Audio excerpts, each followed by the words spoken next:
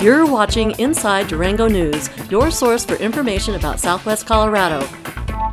Brought to you by Oxford Asset Management, inspiring confidence, growing dreams. Oxford Asset Management.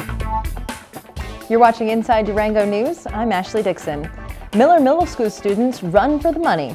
You'll have to start paying lodger's taxes if you offer your home as a vacation rental in town, and FLC students take a bite out of real food. These stories and more on this edition of Inside Durango News. A skier who was rescued after skiing out of bounds at Durango Mountain Resort may have to pay for his backcountry adventure. The La Plata County Office of Emergency Management, the San Juan National Forest, and the La Plata County Sheriff's Department are exploring whether to seek restitution from Alex McGinnis, a former Durango resident who crossed the ski area boundary on February 28th near Lift 8 and became lost as heavy snows moved into the area.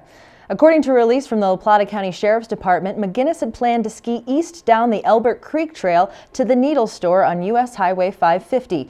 Needles is south of the ski area entrance. However, McGinnis became disoriented in the storm and headed south and west in the opposite direction of his destination. He texted his wife to tell her he was lost, and she notified the ski patrol at Durango Mountain Resort. The patrol launched a search and found McGinnis's tracks leaving the ski area at Butler Creek by 5:30 Friday evening. La Plata County search and rescue teams were called, and by nightfall, 20 people were searching. Searchers followed and had successfully found McGinnis's tracks into Elbert Creek and Big Lick Creek, which drain into Hermosa Creek. They found him at 11:30 a.m. on Saturday. He was 7 miles north of the Hermosa Creek campground and 10 miles south of Lift 8. Butch Knowlton, director of the Office of Emergency Management, who oversaw the rescue effort, said more than 24 people from 6 organizations spent more than 400 man-hours searching for McGinnis. Apparently, McGinnis had skied out of bounds before. 10 years ago, he skied successfully to the Needles area with no incident, according to the Sheriff's Department. McGinnis was employed at Durango Mountain Resort as a ski instructor at the time. Knowlton said organizations involved in the rescue, including Durango Mountain Resort and the San Juan National Forest Service, are investigating whether McGinnis violated the Colorado Ski Safety Act by crossing ski area boundaries and into areas posted closed on the ski area map. Kim Euler, communications director with Durango Mountain Resort, told Inside Durango News that it is illegal to cross a ski area boundary if it's closed. The point where McGinnis left the resort was marked with boundary closure signs and rope, she said. Before the ski area executes an out-of-bounds night search using resort employees and resources, Euler said, the person who's called for the search is required to sign an agreement with the understanding that they will be responsible for labor and equipment costs. DMR ski patrolmen were involved in the search. If McGinnis is found at fault, he could pay thousands of dollars of restitution and up to $1,000 in fines. Knowlton says skiers should think twice before crossing ski area boundaries because of the danger it poses not only to out-of-bounds skiers, but to those who have to find them. If you have expired or unused prescription drugs around the house, you can now dispose of them safely and responsibly. The Durango Police Department has placed a drug collection box in the police station lobby at 10th Street and East 2nd Avenue. The lobby is open from 8:30 a.m. to 4:30 p.m. Monday through Friday. Prescriptions dropped off in the box will be turned over to the Drug Enforcement Agency for safe and environmentally safe destruction.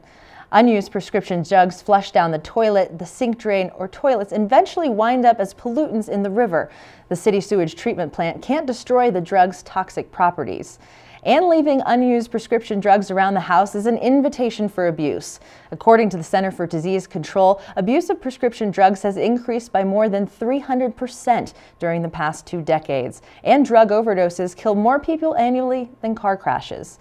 If you wish to dispose of unused prescription drugs, leave them in their containers, remove the labels, or black out personal information with an indelible marker. For more information, contact the police department at 375-4771. Ramen noodles, Oreo cookies, and plenty of soda. That's the making of a typical student diet on a college budget. In fact, Inside Durango News conducted an informal survey of student eating habits, and we found that 65% of students at Fort Lewis College ignore the fruits and salad bar altogether. But Fort Lewis College students with the Environmental Center hope to change their fellow students' eating habits now that the Fort Lewis has become the 2nd school in Colorado to sign on to the Real Food Challenge.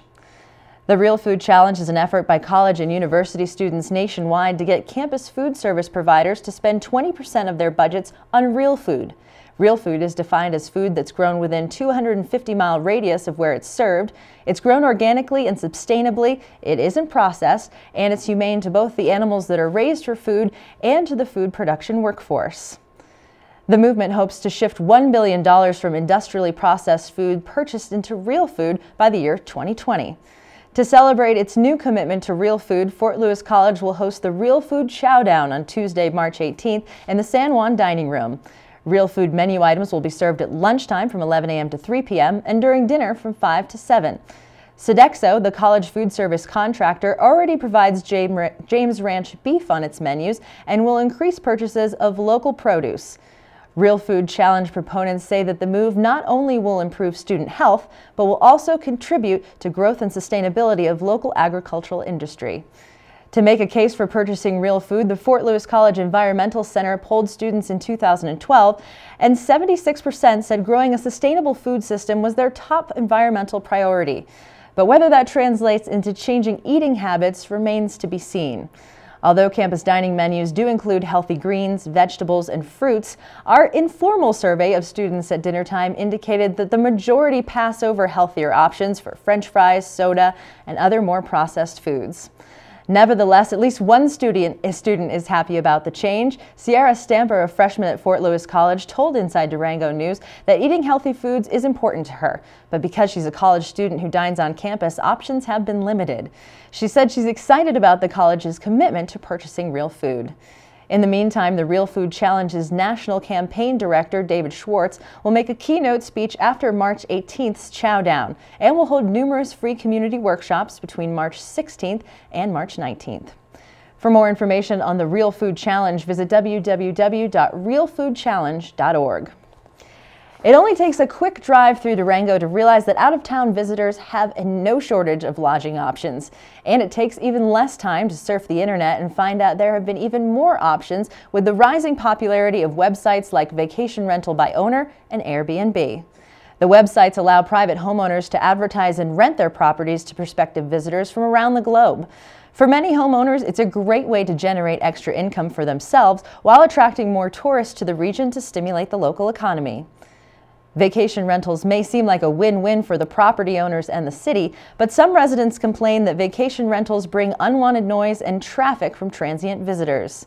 Inside Durango News recently sat down with city planners Vicki Vandergrift and Scott Shine to discuss vacation rentals and their impact on neighborhoods and what the city plans to do to reduce conflicts. The existing vacation rental ordinance was adopted in March 2007 following complaints from residents about vacation rentals in their neighborhoods. It was amended several times to address concerns about off-street parking, storage of recreational vehicles and other personal items at vacation rental sites, and buffer zones. Concerns about vacation rentals arose again in 2013 when several condo owners at 1201 Main Avenue proposed to convert their properties to vacation rentals, despite objections from their neighbors. Currently, residents who want to convert their homes to vacation rentals are required to submit an application with the City Planning Department. The Planning Department then sends notification of the application to neighboring residents. A public hearing is held before the Planning Commission, which then makes a recommendation to the City Council. The City Council makes the final decision. New changes to the Land Use Code would streamline the process, allowing the Planning Department to issue permits without a council vote. The proposed regulations will allow for more vacation rentals in the business district. Homes will have a minimum square feet of area per bedroom, and a parking space must be provided for each bedroom. In addition, property owners will have to pay applicable taxes, including the city's lodging tax used to promote the Durango area to potential tourists. According to Vandergrift and Shine, parking has been the #1 complaint from residents who live near a converted rental property, particularly in the historic neighborhoods where parking is already in short supply. But they were quick to comment that residents who do complain about vacation rentals have been minimal, and the complaints have always been addressed quickly. Within the city, there are currently 26 permitted vacation rentals, but a city survey of vacation rental website indicates there are more than 100 vacation rental homes in the city limits. Vandergrift said that the city will actively enforce the vacation rental code on properties that operate without a permit, but that the enforcement will rely on complaints from their neighbors. According to Shine, a lot of the language in the land use code already minimizes the impact that vacation rentals have on existing neighborhoods, and that at the end of the day, updating these regulations have made them take a step back and really look at what the community values. The changes to the land use code will go before the City Council for a final vote on March 18th. Residents interested in learning more about vacation rentals are encouraged to visit the city's website at durangogov.org or stop by River City Hall to speak with someone in the planning department. It wasn't Sochi, but the Olympic-style celebration at Miller Middle School on February 28th was just as festive for 6th, 7th, and 8th grade students who got the chance to get out of classes for an hour of fun. The middle school students were celebrating the fact they had raised more than $12,000 for their school earlier this winter. Originally, they had sought pledges for a snowshoe relay race, but the warm weather nixed that idea. Instead, they decided to produce their own version of the Olympics at the football field. Student teams chose countries to represent and competed against each other in relay races around the track and several skill-challenging activities, including a race wearing skin diving flippers and goggles and a teabag toss that required them to land 2 tea bags on the brim of a baseball cap on top of their head, a rubber band shoot, and an obstacle course crawl. The lighthearted fun contributed to a serious cause. With the school district facing more than $4.6 million in budget cuts, students and their families stepped up to raise money for their school. Money is going to be used for curriculum changes, to send teachers to hear different speakers or bring speakers in, and also for technology for the classrooms. Miller Middle School enrolls more than 400 students. 29 high school students from Bayfield, Durango, Dolores, and Pagosa Springs tried to prove that they were the best in the region at carpentry, welding, photography, fire science, police science, and more to advance to the state championship for the 2014 Skills USA competition. Skills USA is a national nonprofit organization that serves students enrolled in career and technical education programs. It provides students with additional opportunities to develop leadership skills and hone their career and technical skills through regional, state, and national competitions. Durango High School woodworking teacher Sean Smith is the Durango chapter's advisor. The Durango chapter hosted this year's regional competition. This year's challenges included contests in cabinet making and carpentry, welding and automotive refinishing, firefighting and crime scene investigation, computer programming, advertising design, architectural design, technical drafting, and photography. Local professionals from the construction industry, information technology, the Durango Police Department, Fire Department, and other industries judged the students' work and chose the students who would advance to the state. One judge, Sam Zaleski, competed in the Skills USA Challenge as a Durango High School student 5 years ago. He now owns his own welding company and builds metal barns. Skills USA, he said, gave him the professionalism, public speaking skills, and leadership skills that set him apart from the competition in his industry, and he said he was honored to volunteer as a judge. The students listed will compete in the state championship in Colorado Springs at Pikes Peak Community College the weekend of April 9th through 11th. Up next, highlights from the 2014 Durango Film Festival, then a visit with Libby Cowles from Animas High School about student internships.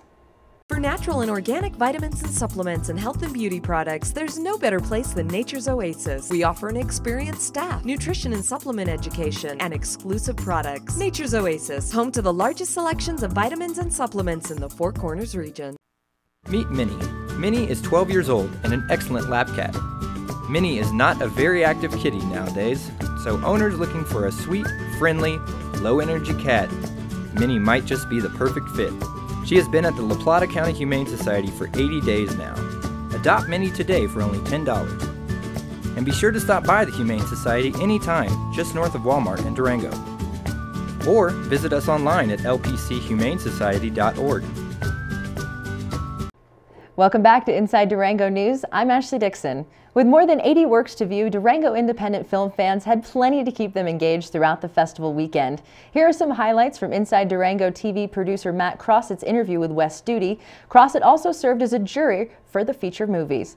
Then stay tuned for the visit from Libby Cowles from Animas High School. You've worked for a lot of directors too. Is there a particular favorite director that you like to work with? Actually, I do, and I will admit that I think my favorites are Michael Mann and Walter Hill, who did Geronimo with us something like, what, 250 miles from here? Or maybe less, over in the Four Corners area, like 20 years ago. And what about him was so special as opposed to other directors you've been with? Walter was first an editor, and so he comes on set with the mind of this shot is going to lead to this shot, to this shot, to this shot, and it's all planned out, and he does his homework, and he knows what he's going to do that particular day, so there isn't any, you know, like guesswork and, oh, let's kill these lights and move everything over here and put them up, you know, which eats up like 2 or 3 hours or something, you know, but he's got it well planned out, and he's... See more about the Durango Film Festival and more interviews with Studi and Fast Times at Ridgemont High star Judge Reinhold in the coming weeks on Inside Durango TV. We have in our studio today Libby Coles from Animas High School, who coordinates the LINK program that connects students with internships at local businesses and organizations. We actually have a LINK student working with us this month, Andy Lloyd, and we are very excited to have him on our team. So thank you so much for joining us today. I'm happy to be here. Thanks for having me. So this is a really interesting program, and I'm interested in hearing just how it started at Animas. Sure. Well, so Animas is in the 5th year right now. We graduated our first class last year, and the LINK program is in its 3rd year. So this is the 3rd class of juniors that's going through the internship program. And Animas High School was inspired by the design principles at High Tech High in San Diego, California. Oh, okay. And so we borrowed some of their ideas for the internship program as well. And now this isn't, you know, just like a week or 3 days. This is a really intense program for kids. It is, and I think that's what makes it really different, and I think really great for the students, because they are taking 3 weeks where they don't go to school. They're out in the community, and they're experiencing adult work environments in a real full-time kind of way. Which is invaluable, and I mean, you even hear about college students that struggle sometime to find internships. So, I mean, just the experience of taking this into the next stage of their education, I can only imagine, is paramount. Right. Yeah, well, I think we're setting them up with all kinds of skills that are going to carry them through college and through the careers that they pursue after college as well. Nice. So we have an intern here who we're very excited about, but where are some other businesses in town that kids are working? So we've got 60 juniors who are out on their internships. Today's the 2nd day of their internships, and about 3/4 of them are local, and then they're actually about 1/4 of them are further afield in other states, and a couple of them even in other countries as well. Wow. Locally, they're in places ranging from law offices to real estate offices to Cats and Music to the environmental center up at the college. I mean, you name it. They're sort of, I was just thinking about it as I was driving in, looking at practically every block of Main Avenue. Wow. There's a student interning. That's awesome. And I know that it's, you know, it's a great thing for a business to have that extra help. When kids are finished with this program, and obviously you've been doing it for 3 years, what are some of the things that you're hearing when they finish? I mean, what are the big kind of life lessons, so to speak, that they're learning from this kind of experience? Sure. I mean, I think the answer to that is about as diverse as the students at Animas. Because the placements that they choose are determined by their passions, their interests, but also their goals and their careers. And, you know, I mean, you take a kid who's really interested in music, and I've got a student who's up in the Denver area working in a jazz club and working with a music producer. Cool. So obviously he's going to get really different kinds of skills and lessons out of that experience than a student who's working at Mercy Family Medicine, you know, where she's working alongside a pediatric nurse practitioner. Yeah. I think the lessons they get out of it range from like just really great life skills, you know, how to be determined when you're asking for a job, how to call back when you don't get an email response, you know, how to have a great attitude when things get rough. Yeah. But then also very concrete job skills that match their interests and their goals as well. Nice. So, and you said that students really get to kind of choose where they want to go, where their interest takes them. So that must mean a lot of coordinating for you, I'm going to assume. It does, but you know, it's great. I mean, I'm really getting to know the students. We start working together in the beginning of the school year, and I do a lot of questions asking them about what's important to them and what are their goals, what are their personal goals. And then the internships fall into place in a variety of ways. I mean, you know, some of it is through connections that we have as a school, through reaching out to people in the community and asking if they'd be interested in taking an intern. But then a lot of times it's also just based on, you know, connections that the family has or that the student has through activities that they do. That's awesome. So there is a lot of coordination for sure, but it happens in a lot of really fun ways. Very nice. So for people that are interested not only in Animas but in this, you know, program specifically, where's a good place for them to go and get lots of information? Sure. I would say check out the Animas High School website. It's probably the easiest thing, and it's animashighschool.com. Or come and visit us at the school. We'd love to have visitors come and talk to me, call me, email me. You can find all that information on the school website. But we love, as a school, we're really invested in working with the community and connecting our students to real-world experiences, whether that means bringing speakers into the classroom or setting up internships. So we're really interested in folks coming and checking us out. That's awesome. So for interested parents and business owners that want to connect with Animas and discover more about the LINK program, you heard the website. It's a great place to start. And they always like people coming and visiting. I know we talked to some of your staff and they're very open about having people stop by. Yeah, yeah. Well, thank you so much. I really appreciate that, Libby. And I know that we're going to put our own intern to work here. Up next, we have your weekly updates. It's full steam ahead on the Durango and Silverton Narrow Gauge Railroad. Enjoy a historic trip through southwest Colorado's rich scenery with winter excursions through Cascade Canyon, a picturesque and snow-capped ride. Get a taste of wintertime in the San Juan Mountains just as people did over 100 years ago. A winter ride on the train takes you deep into a rugged and beautiful landscape, an experience you won't soon forget. Visit the depot or durangotrain.com. Welcome back to Inside Durango News. I'm Ashley Dixon. Here are your weekly updates. The Celtic Music Festival, featuring musical performances, workshops, and Irish dance lessons, continues March 6th through the 8th at the Henry Strader Hotel and Irish Embassy Pub. A full weekend pass for all events is only $35 per person. Log on to strader.com for festival and ticket information. The Durango Choral Society, featuring the Durango Women's Choir and the Renaissance Singers from Telluride, will present Saints and Sinners, a concert of timeless prayer, poetry, and popular music. The concert will be from 7 to 9 p.m. on Friday, March 7th at the First United Methodist Church. Tickets are available through what'shappeningdurango.com. The Durango Arts Center will offer a theater workshop called Theater of the Oppressed, Exploration into Theater for Social Change, with instructor Elizabeth Zern, a guest artist from the Creed Repertory Theater in Creed, Colorado. The workshop will be all day on Saturday, March 8th. Contact the Durango Arts Center at durangoarts.com. Women's History Month events continue with a performance by Latina comedian Gina Brillian. Her stand-up comedy routine begins at 7 p.m. on Monday, March 10th in the Vallecito Room at Fort Lewis College. Log on to fortlewis.edu for more information. An 8-week fiction writing class with retired National Geographic Society author, editor, photographer, and publisher Will Gray will be offered through the Fort Lewis College's continuing education program. The class will be held from 6 to 8 p.m. on Tuesday beginning March 11th and continuing through May 6th. Tuition is $199. For more information, log on to fortlewis.edu/continuinged. Want to know more about the mountains around southwest Colorado? Geologist Jeff Brame will offer an 8-class course called Casual Geology of the Four Corners Area, Understanding Your Landscapes. The class will be from 7 to 9 p.m. on Tuesdays and Thursdays from March 18th through April 10th.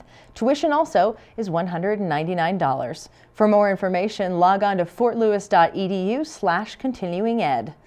Ecofeminism will be the topic of next Women's History Month event, scheduled for 7 p.m. on Tuesday, March 11th. Marcy Young, a professor of exercise science and the Gender and Women's Studies program at Fort Lewis College, will present the keynote address, followed by a student panel discussion. Free and open to the public. Log on to fortlewis.edu for more information.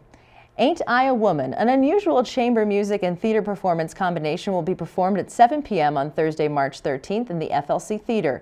This Women's History Month event celebrates the life and times of 4 significant African-American women, including abolitionist Sojourner Truth, novelist Zora Neale Hurston, folk artist Clementine Hunger, and civil rights worker Fannie Lou Hamer. Log on to fortlewis.edu for more information.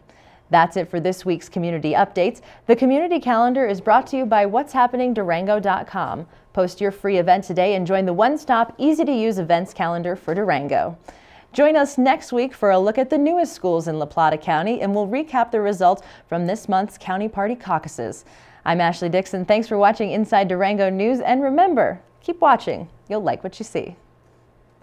Tune in weekly to watch Inside Durango News, your source for information about what's going on in Southwest Colorado.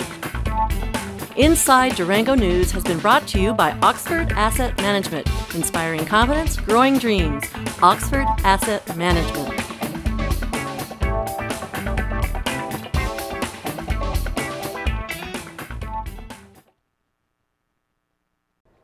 Welcome back to Inside Durango News. I'm Ashley Dixon. Here are your weekly updates. An 8-week fiction writing class with retired National Geographic Society author, editor, photographer, and publisher Will Gray will be offered through the Fort Lewis College Continuing Education Program. The class will be held from 6 to 8 p.m. on Tuesday, beginning March 11th and continuing through May 6th. Tuition is $199. For more information, log on to fortlewis.edu/continuinged. Want to know more about the mountains surrounding the Southwest Colorado area? Geologist Jeff Bram will offer an 8-class course called Casual Geology of the Four Corners Area, Understanding Your Landscapes. The class will be from 7 to 9 p.m. on Tuesdays and Thursdays, March 18th through April 10th. Tuition also is $199. For more information, log on to fortlewis.edu/continuinged. Ecofeminism will be the topic of next Women's History Month event scheduled for 7 p.m. on Tuesday, March 11th. Marcy Young, professor of exercise science and gender and women's society program at Fort Lewis College, will present a keynote address followed by a student panel discussion, free and open to the public. Log on to fortlewis.edu for more information. Ain't I a Woman, an unusual chamber music and theater performance combination, will be performed at 7 p.m. on Thursday, March 13th in the FLC Theater. This Women's History Month event celebrates the life and times of 4 significant African-American women, including abolitionist Sojourner Truth, novelist Zora Neale Hurston, folk artist Clementine Hunger, and civil rights worker Fannie Lou Hamer. Log on to fortlewis.edu for more information. Join your friends for a Girls' Night Out movie featuring the Iron-Jawed Angels, an HBO movie that chronicles the women's suffrage movement. Hilary Swank, Angelica Houston, and Julia Ormond star. The movie starts at 5 p.m. on Friday, March 14th at the Animas City Theater. Light hors d'oeuvres and a cash bar will be available. You can log on to the Women's Resource Center at wrcdurango.org for more about this and other Women's History Month events. A selection of works from the Banff Mountain Film Festival will be screened at 7 p.m. on Saturday, March 15th at the Smiley Auditorium.